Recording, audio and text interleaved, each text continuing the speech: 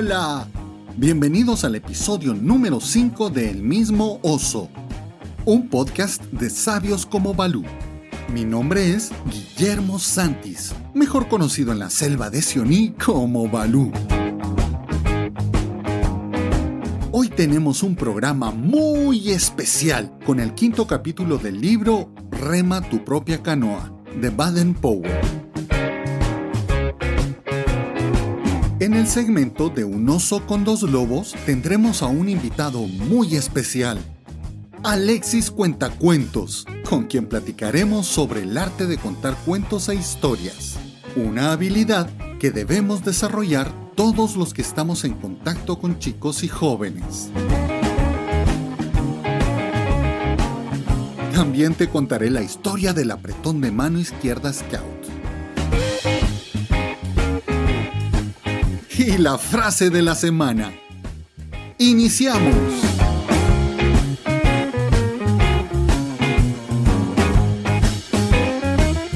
Seguimos con el capítulo 5 de este interesante libro de Baden-Powell. Rema tu propia canoa.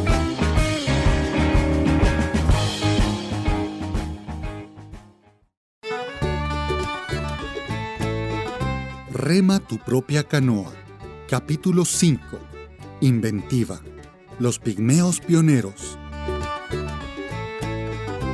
Supón que tienes que cruzar un río hondo y profundo, en el que nadan montones de cocodrilos hambrientos. Pero hay árboles altos en ambas márgenes. ¿Cómo lo cruzarías?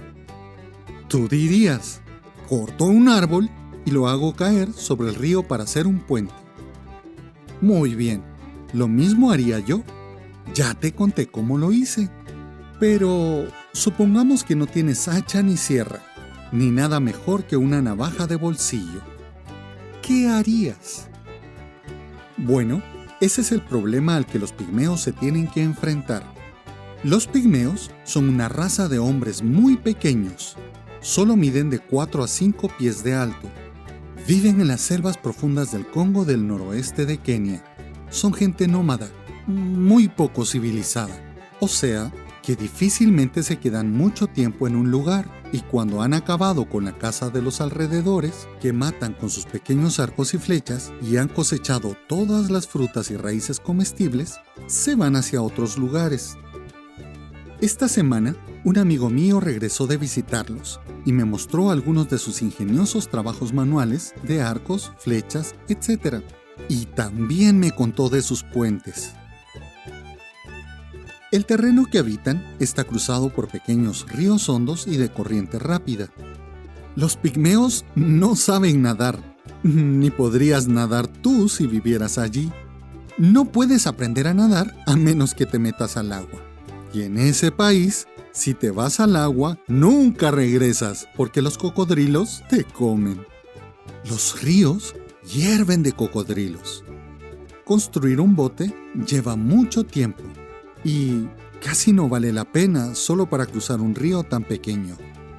Pero los pigmeos son criaturas ingeniosas y tienen su propia manera de hacer puentes. Por supuesto que sería más fácil tirar un árbol, pero no tienen hachas.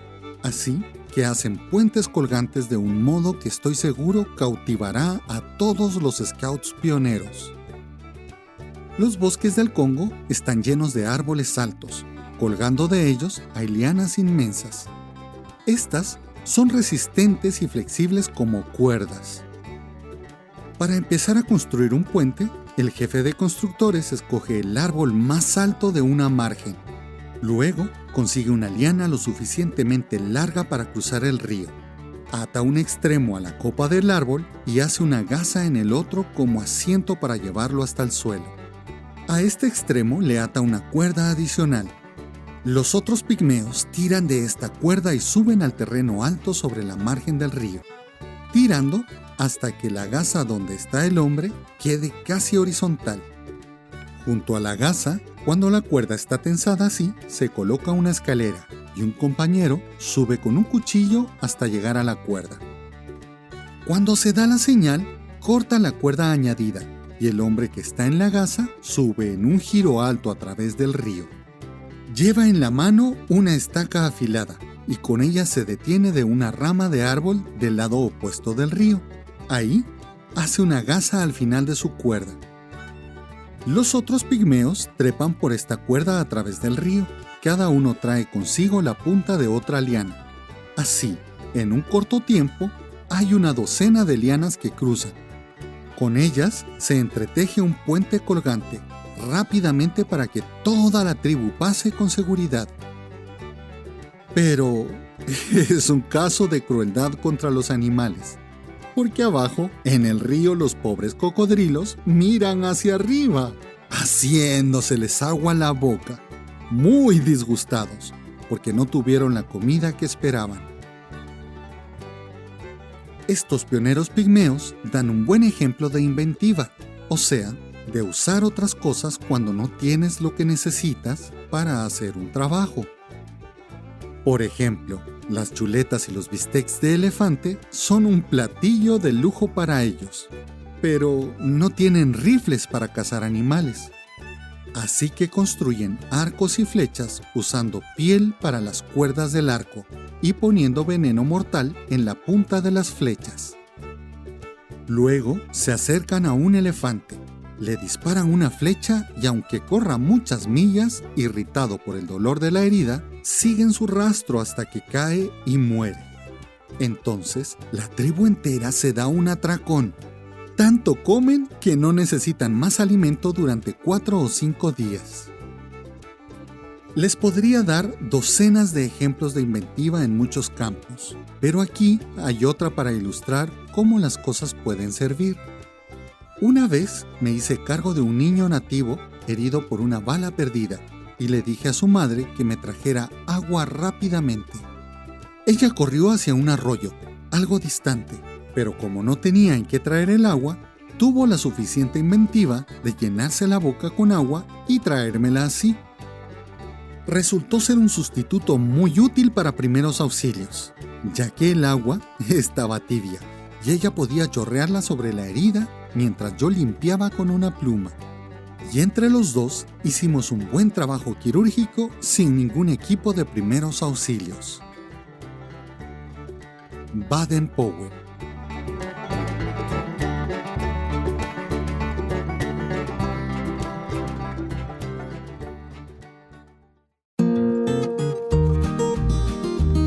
Vamos a platicar entre amigos. Siempre tenemos una sonrisa, un recuerdo, una historia para contar. Hoy está con nosotros un invitado especial, un amigo, un cuentero, Alexis. Bienvenidos al 5º episodio del podcast de Sabios como Balú. En su segmento de Un oso con 2 lobos, tenemos a un súper invitado, a Alexis Cuentacuentos. Aparte de nuestros compañeros que siempre están con nosotros, al lobo Harim y a la loba Analu. ¿Cómo están? Bienvenidos. ¿Cómo les ha ido? Hola, mi Balú. ¿Cómo está? ¿Cómo estás, Alexis? ¿Cómo estás, Harim? Qué alegre verlos a todos y qué alegre escucharlos también. La verdad, estos son los espacios que a mí me alegran toda la semana. Entonces, qué bueno que estemos aquí todos. Hola, hola, hola. Les saluda el lobo Harim. Alexis, bienvenido. Gracias por estar con nosotros. Balú, un gustazo verte de nuevo. Por supuesto, doña Analu. Qué bien verte. Alexis, ¿cómo estás? ¿Cómo estás? Preséntate aquí con nosotros, por favor. Aquí con ganas de o soy lobo, o soy Balú, o soy oso, o soy... Pantera, serpiente, mono, aquí tenemos cualquier animal que se te ocurra. Es curioso porque a mí siempre, hace años, muchos años, unos amigos siempre me hicieron como una comparación a que yo parecía osito. Entonces, y siempre me han dicho, y tuve una amiga que siempre me decía, es que tú eres un oso leñador, tú eres un oso así de montaña, de estos así grises, grandotes, o medio pardo, me decía, así como de montaña. Y yo, ok, bueno, pero bueno. Entonces somos de la misma tribu, de la misma raza, porque a mí también lo de oso, aquí dentro de los scouts, todos tenemos un personaje. Y yo precisamente soy Balú, el oso pardo. Y entonces los niños no saben ni quién soy yo, pero solo me ven y este es Balú, y ya todo el mundo sabe que soy Balú, así que son años haciendo crecer la barriga. Esfuerzo. Rascando la espalda. Sí, contra el arbolito. Son años, tiempo y dinero invertidos en una hermosa barriga de oso, ¿verdad? Los que escucharon el episodio anterior recordarán que estuvimos platicando sobre las diferencias entre la historia original del Libro de la Selva y las películas. Ya ven, ahora hay un montón de películas, de caricaturas, de series que nos cuentan las historias del Libro de la Selva, con algunos personajes deformados que se salen de lo que nosotros buscamos. Cuéntanos, ¿cómo nació en ti la pasión por contar historias? Y te digo pasión porque me imagino que tiene que ser una pasión. Son de estas cosas que solamente te gusten, sino que disfrutas, que las vives. ¿De dónde sale esa pasión? Bueno, inicialmente yo soy actor de teatro. Yo vengo de la modalidad de hacer teatro. Digamos que fue como un empujón. Yo siempre lo digo cuando me preguntan por dónde viene la pasión, por un empujón. Porque al final es un momento clave en mi vida en el que yo ya estaba dedicado a las artes escénicas, al teatro. Claro, yo ya venía desde niño, desde adolescente, desde adulto, joven adulto, ya venía involucrándome siempre en las artes, pero nunca las había visto como algo que realmente me identificara y con lo que yo quisiera hacer como profesional, o sea, ni siquiera lo veía como profesional. Pero finalmente, llegando la época final de la década de los 90, yo me involucro en teatro y al final decido abandonar todo lo que yo hacía comúnmente y dedicarme de cabeza al teatro. Y entonces cuando empiezo con toda esa tarea, toda esa energía de querer hacerlo al 100%, yo entonces me involucro en compañías de teatro y empiezo a participar en cursos, formaciones, me gano algunas becas y empiezo a formarme autodidacta.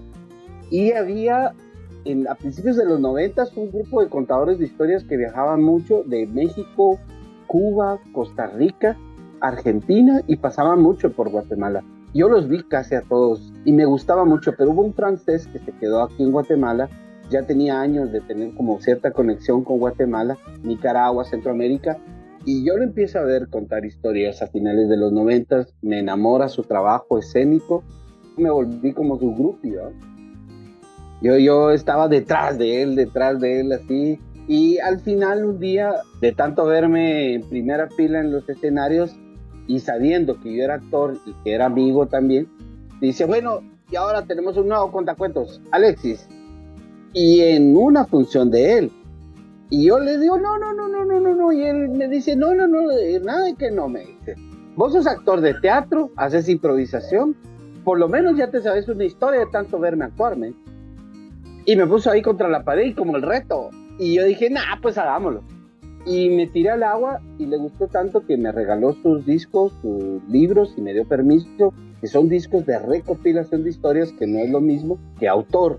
Él es autor de la recopilación, no es autor creativo. Entonces son diferentes los formatos. Y así empiezo a contar historias. Me ganó el arte de contar historias y lo hacía de forma novato, como todo un rookie ahí. Andaba en las lecturas de poesía, por ahí fue que nos fuimos conociendo con Analu Padilla, siempre en la Universidad de San Carlos, en todas las lecturas de poesía, los círculos de donde estaban los poetas, los músicos, yo ahí andaba contando cuentos y siempre me ponían de último porque los cuentos eran muy largos, entonces siempre decía, pues pasa de último mejor, ¿va? Porque me prendía, media hora me clavaba yo a veces y pues nadie se espera que un poeta o sea, se trababa ya media hora, porque eran lecturas de 5 o 10 minutos, ¿va? Yo siempre me ponían al final por eso. Y en el 2002 me profesionalizo. ¿Eso qué significa? Que de una u otra manera conseguí que se abrieran puertas de un contrato. Y un contrato que me permitió empezar a percibir un salario, un reconocimiento, un honorario, un reconocimiento económico a cada función que yo hacía. Entonces, esos fueron los primeros 225 quetzales maravillosos de la contada de cuentos. ¿Quiénes son tus principales oyentes? Nos contabas que estabas en la universidad, tendrían que ser jóvenes adultos. ¿A quién le contás cuentos? Al que quiera oír. resulta que en Guatemala lo vemos como, y en algunos países también, la gente dice cuentacuentos, ese es para niños. Pero la verdad es de que el arte de contar historias está hecho para todo el que quiere escuchar, para todo el que esté disponible de escuchar. Ahí ya se da el hecho contable. Yo le llamo hecho contable a que hay alguien dispuesto a contar, hay alguien dispuesto a escuchar. Ahí se da el hecho contable, ¿verdad? Hay una historia, bueno, no es historia, pero es un símil que cuenta uno de los músicos que yo admiro más, Fito Páez. Uh-huh. Cuenta que esta sociedad es una pequeña tribu y cada uno de los que estamos aquí pertenecemos. Los músicos, los contadores de historias, son una especie de chamanes espirituales de nuestra sociedad y que nos siguen manteniendo unidos a nuestras raíces, a nuestra imaginación, a nuestra niñez, a nuestras costumbres o a nuestros sueños o a nuestras visiones. ¿Te sentís vos como un chamán, como alguien que logra tocar esas cuerdas íntimas del alma de quien te escuche, sea un niño, sea un adulto o sea un anciano? A todos nos fascina escuchar historias.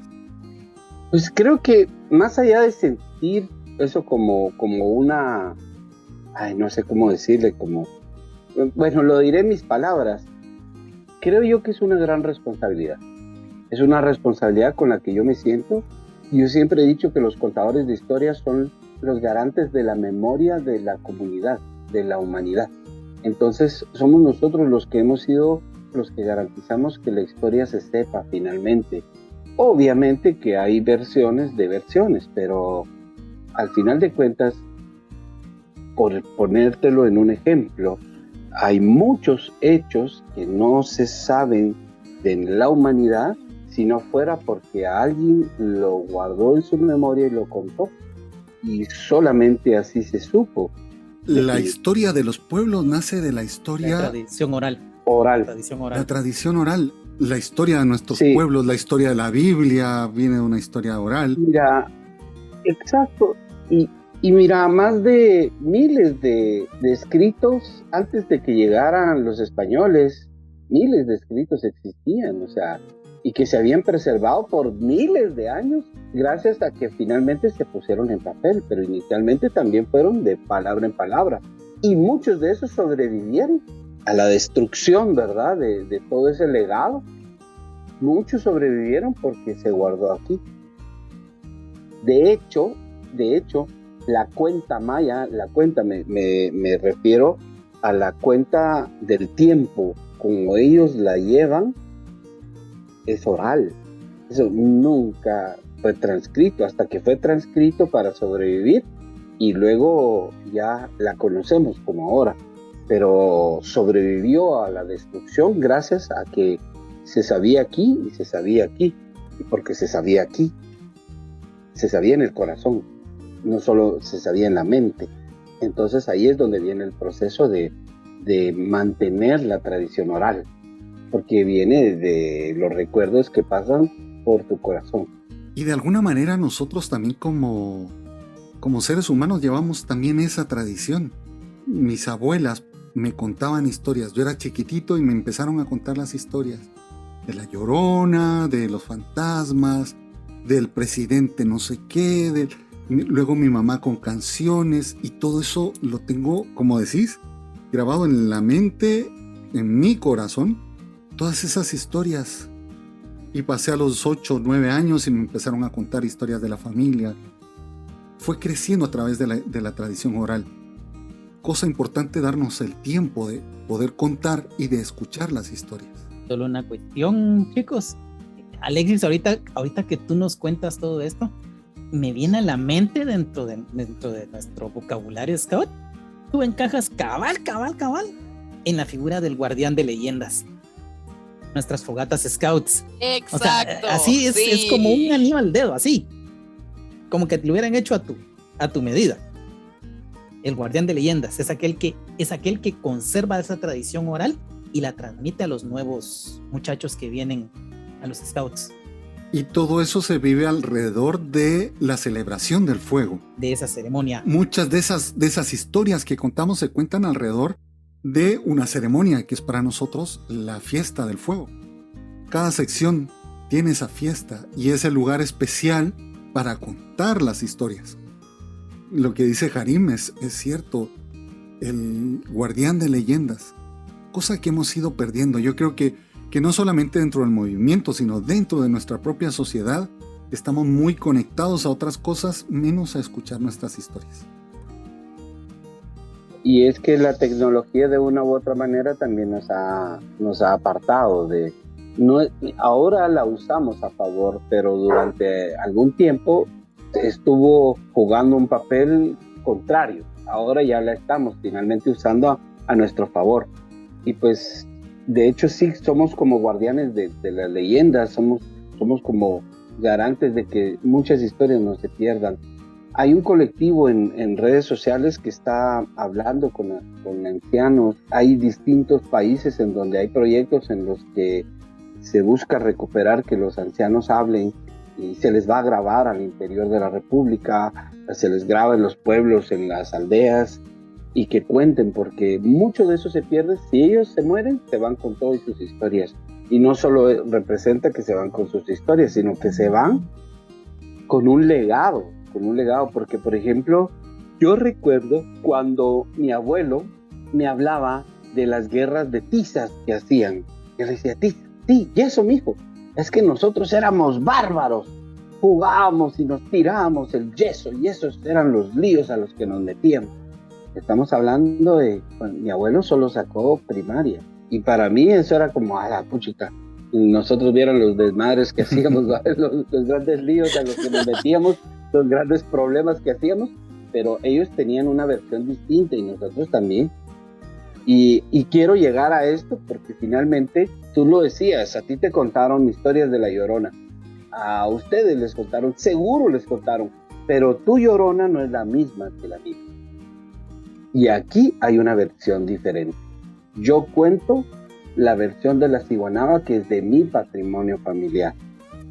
Yo cuento la Llorona de mi patrimonio familiar. Yo cuento el sombrerón de mi patrimonio comunitario. Es decir, sí sabemos de estas historias, pero lo rico de todo esto es que todos tenemos distintas versiones de la misma historia.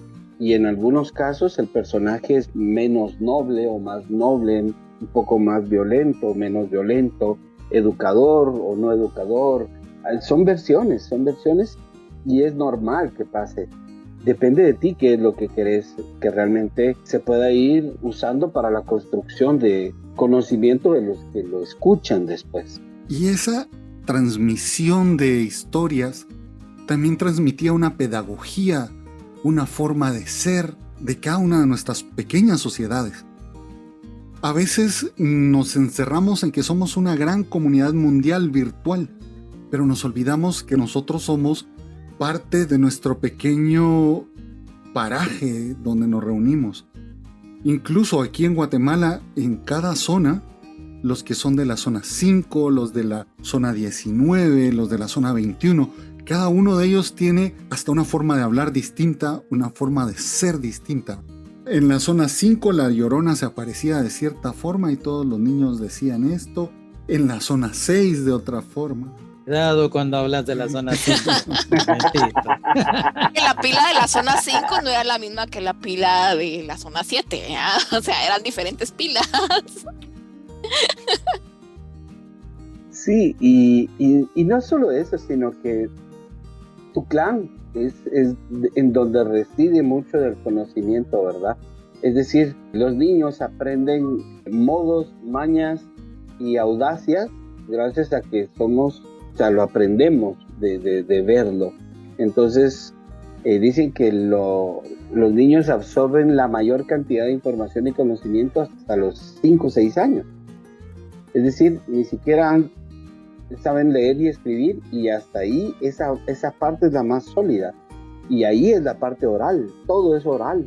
Todo es yo veo, yo escucho, yo digo, yo opino, yo hago, sin escribir.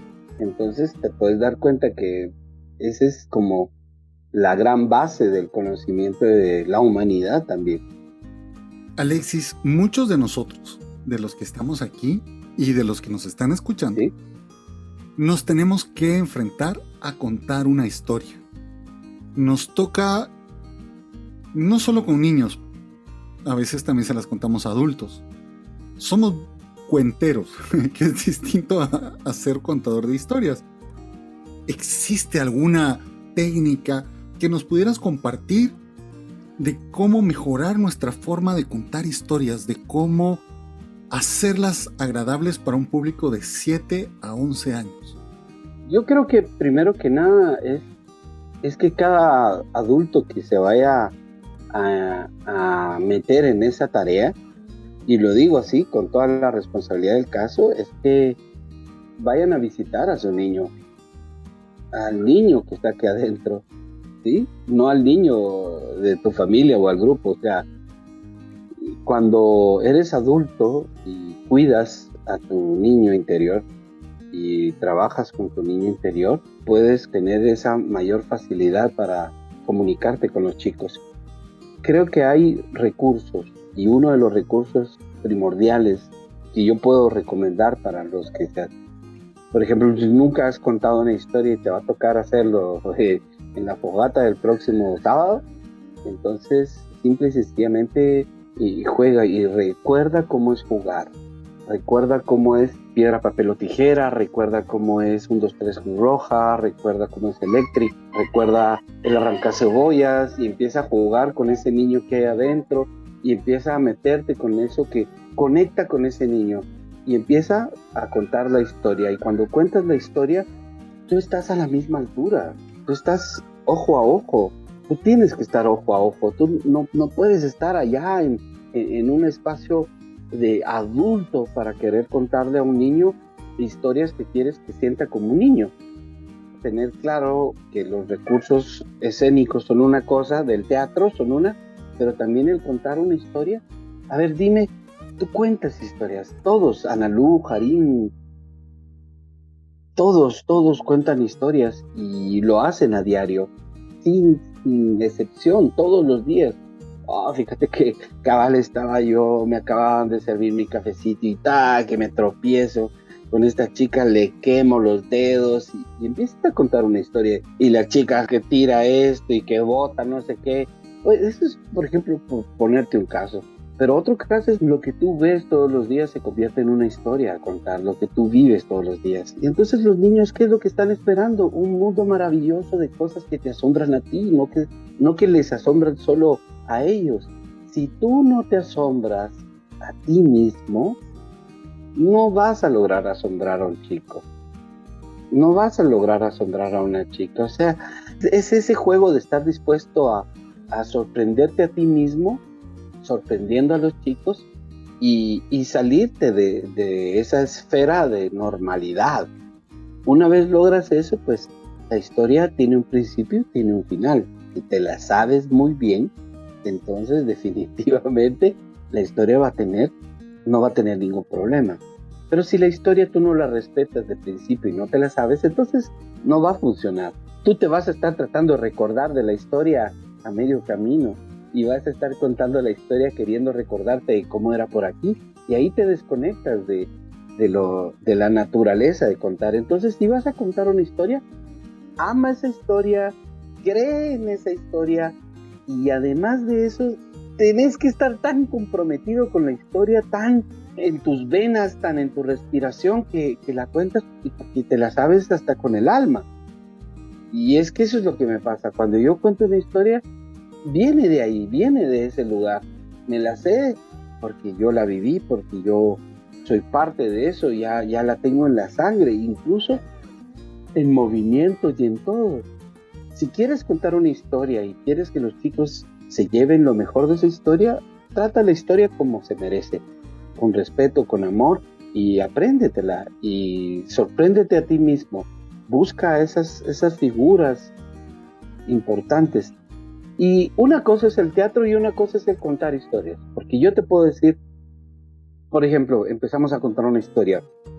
Y el oso decía, pero la serpiente decía, y el lobo.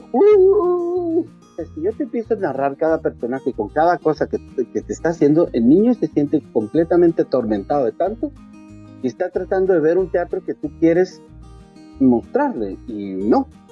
Es decir, tú puedes decir, y el oso se asomaba, y entonces se escuchaba su voz.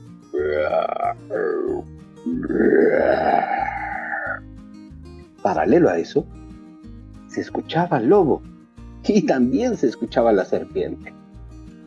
Pero ¿qué sucedió aquí? No apareció la serpiente con su voz y tampoco apareció el lobo con su voz. El único que hizo una pequeña entrada fue el oso. Pero el oso permitió que entraras al imaginario, que entraras al mundo ese de la imaginación. Y cuando yo digo, y el lobo, los chicos, en su cabeza. Y la serpiente, y los niños ya saben cómo suena una serpiente. Claro, yo tengo una historia en la que digo, son 4 personajes, hay un perro, una serpiente, un gallo y un sapo, y los 4 tienen una voz particular. Y el perro, que es el que los reúne, les dice, bueno, ¿en dónde estabas tú, señor sapo? A la par de la piedra. ¿Y tú, señor gallo? Arriba de la piedra. ¿Y tú, señora serpiente? Debajo de la piedra. Ahí cada uno hizo su entrada, pero ¿quién dirigía la orquesta de entrada? El perro. Y después yo me salgo de eso y le digo a la gente, y el perro entonces le preguntó a todos cuál era su lugar. Y definitivamente observó y observó y observó. Este es el narrador, este soy yo. Como narrador entro al perro, entro al gallo y entro a todos los demás. Es como un juego en el que te permites liberarte de todas esas versiones de ti mismo. Las historias te van a ir diciendo cómo contarlas. No desprecies lo que la historia te dice y lo que la historia quiere decirte. Y resulta que a veces también caemos en este otro pequeño círculo, en el círculo de la fábula, que todo tiene una enseñanza y todo tiene algo que educar. Yo tengo la dicha y ventaja de que muchas de mis historias tienen un final que de alguna manera educa. Pero si no educa, pues no hay problema. Porque hay historias que simple y sencillamente entretienen. Y entretenerse no está malo, es bueno. Entretenerse definitivamente, sin necesidad de escuchar que me están dando una lección, también es bueno. Hay 2 ideas que tenía el fundador de los Scouts, que era un actor también, fue actor militar, de esta gente que son geniales, ¿no? Baden-Powell decía que para ser dirigente Scout debíamos de ser hombres y mujeres niño. No significaba que fuéramos a hacer pataletas ni nada de eso, pero tener esa conexión especial con el niño, que vamos descubriendo cada vez que platicamos con ellos, que jugamos con ellos. Eso creo que es uno de las cosas interesantes que nosotros como dirigentes no nos llaman por nuestro nombre. A mí no me dicen Guillermo, a mí me dicen Balú. Y en el momento en el que soy Balú, dejo de ser Don Balú y soy Balú. Balú, vení a ver esto, hagamos. Y se rompe esa división. Otro consejo que nos daba Baden-Powell era, cuando vayan a hablar con un niño, nunca permitan que un niño los vea hacia arriba, porque eso significa dominio y sumisión del niño, sino traten de sentarse y estar a la misma altura. Tenía en el parque donde nos reuníamos un tronquito y me sentaba ahí y Balú, quiero platicarte al tronquito de Balú. Yo mido como 1,83 y un niño medirá 1,20, entonces la diferencia era muy grande, pero cuando nos sentábamos en el piso, quedábamos a la vista, ¿no? Nada nos separaba. Y eso poco a poco a nosotros nos va abriendo el corazón y nos vuelve a hacer lo que decías, a tener ese contacto con nuestro niño interior. Haciendo ya unas conclusiones de todo esto, podríamos decir, si estoy equivocado me lo dices por favor, Alexis, que lo primero que debemos hacer es respetar la historia. No tomarla como algo chistoso nada más, sino que tiene un valor, que voy a transmitir algo. Al respetar la historia, le estoy dando el lugar a mi transmisión, a lo que yo estoy dando. La segunda idea es volver a conectarnos con ese niño interior, que a veces lo tenemos muy niño moderno, ¿no? Me conecto con mi niño interior cuando voy a jugar Fire no sé cuánto y no sé qué. Volver a conectarme con esos sentimientos de asombro. Eso es un sentimiento que hemos perdido nosotros e incluso los niños. Ya no se asombran con nada, ¿no? El asombro, la duda, el interés por conocer. Todo eso, conectarnos con ese niño. Como tercer punto, conocernos la historia. ¿Cómo podemos ser nosotros dirigentes de manadas si nunca hemos leído el libro de las Tierras Vírgenes? ¿Cómo voy a contarles a ellos sobre Rikki Tikki Tavi y la mangosta si no sé quién es Rikki Tikki Tavi ni quiénes eran las cobras con las que tenía que pelear? Y como cuarto punto, buscar las herramientas para fortalecer el mensaje que yo estoy dando, para vestir la historia que estoy contando, lo que nos decía Alexis, ¿verdad? El cuento, la historia que voy a dar, pero esa historia la puedo decir desnuda.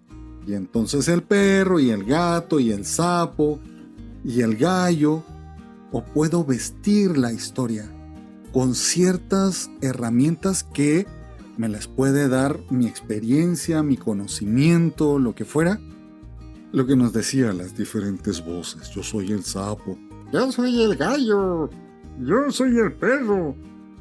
Ese tipo de cosas, vamos vistiendo la historia y vamos haciéndola más rica para los chicos. Alexis, ¿estás de acuerdo con mis 4 conclusiones? Esa era la palabra, con mis 4 conclusiones. Pues podrían haber muchas más. Las que resonaron en ti y que creo que resonaron en Harim y en Analu, pueden ser las mismas que también están resonando en quienes nos están escuchando, pero también pueden haber otras. Estas 4 como base te pueden ir orientando, te pueden ir sacando darte adelante. El primer empujón. Definitivamente.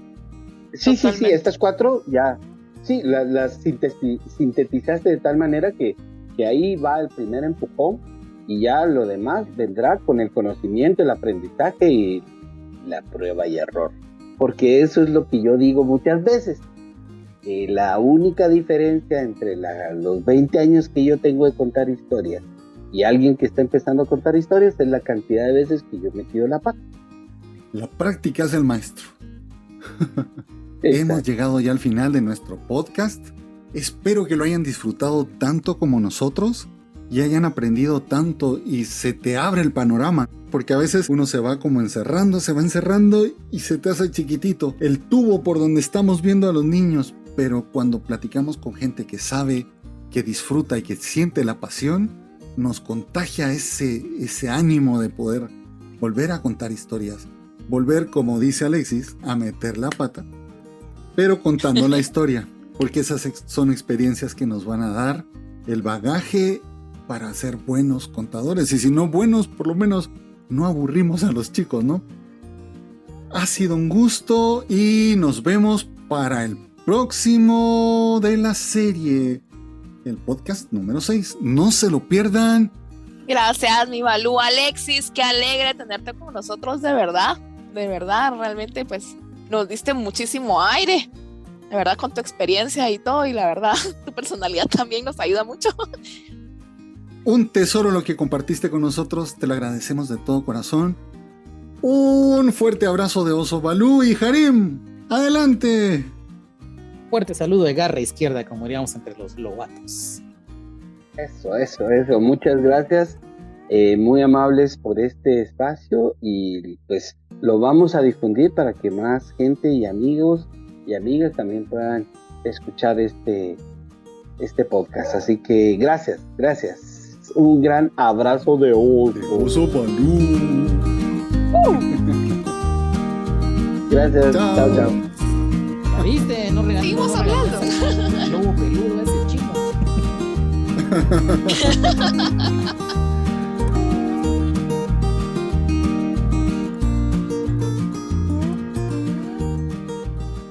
Seguramente ya conoces esta historia, pero siempre es bueno recordarla.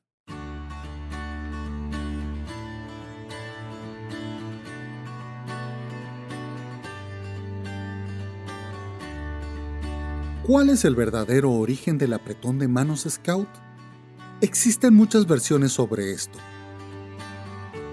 En la obra Olave Baden-Powell, Eileen Wade afirma que el saludo con la mano izquierda, común entre los scouts y guías de todo el mundo, es algo particular de este movimiento y posee un origen romántico.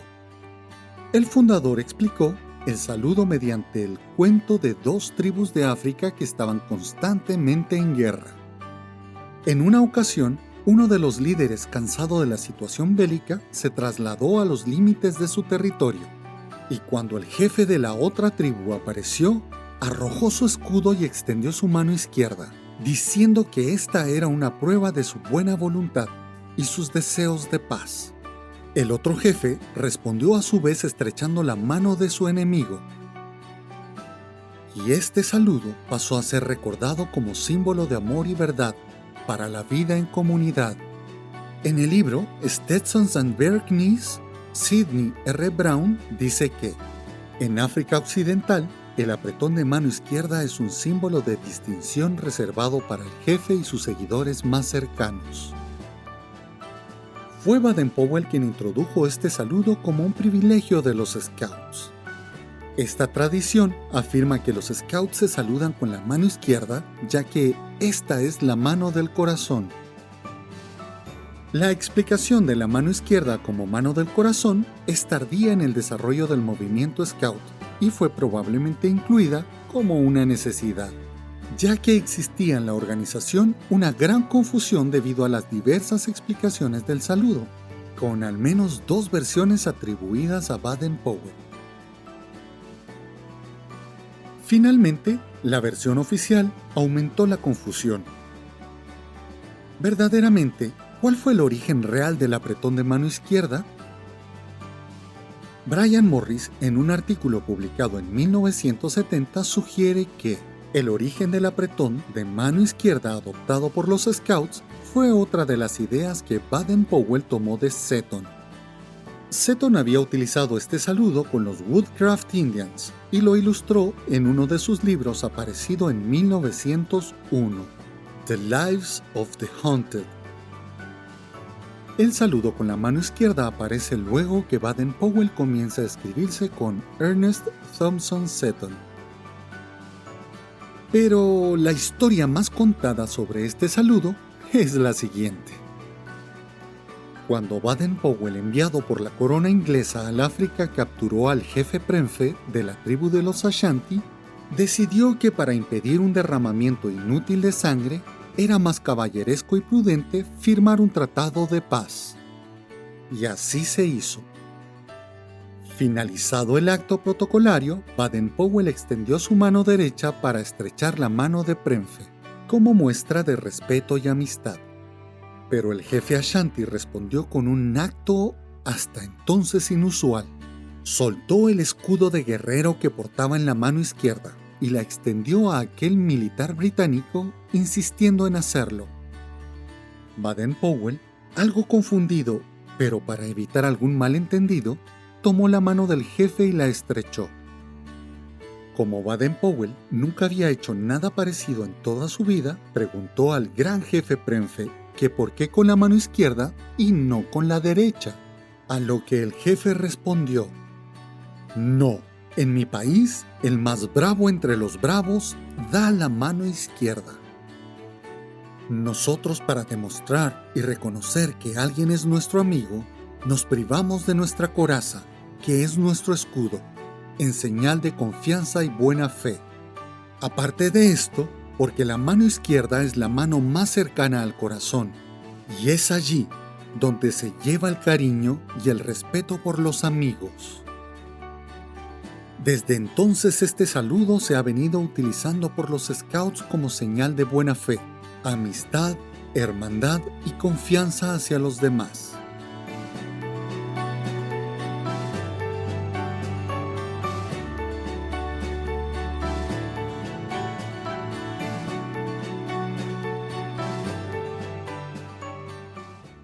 La frase de la semana.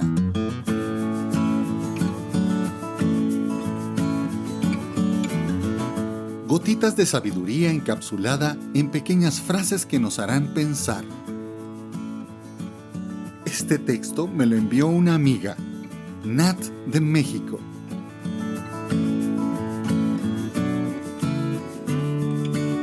Pensamientos.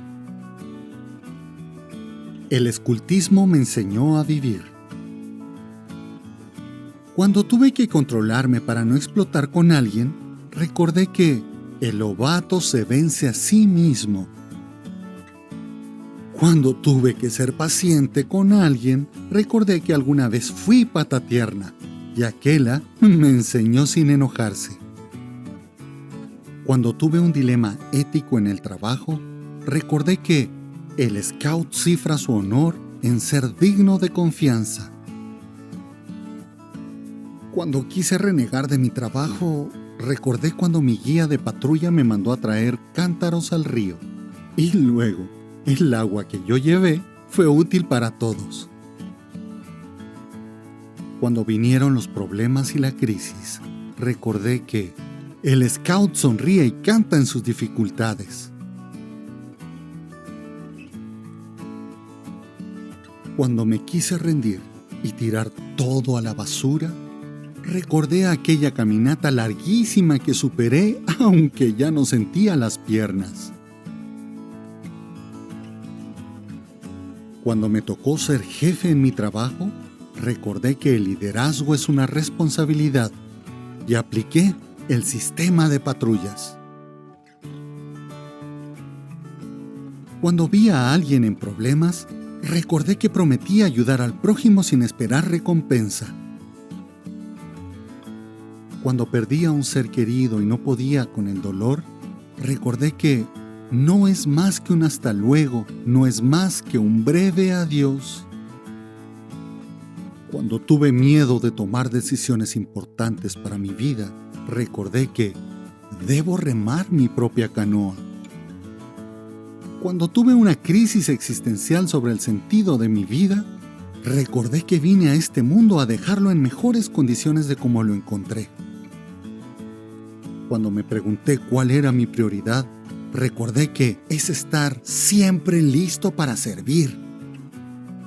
Definitivamente, el escultismo me enseñó a vivir.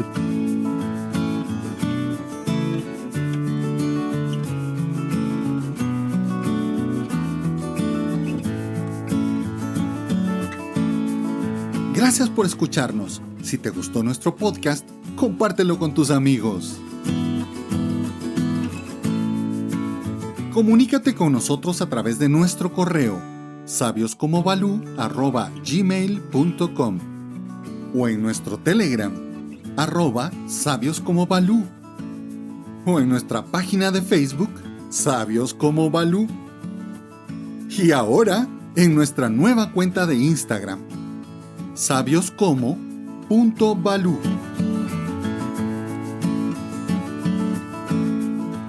Ya sabes que te mando un fuerte abrazo de oso Balú. Hasta el próximo episodio. ¡Chao!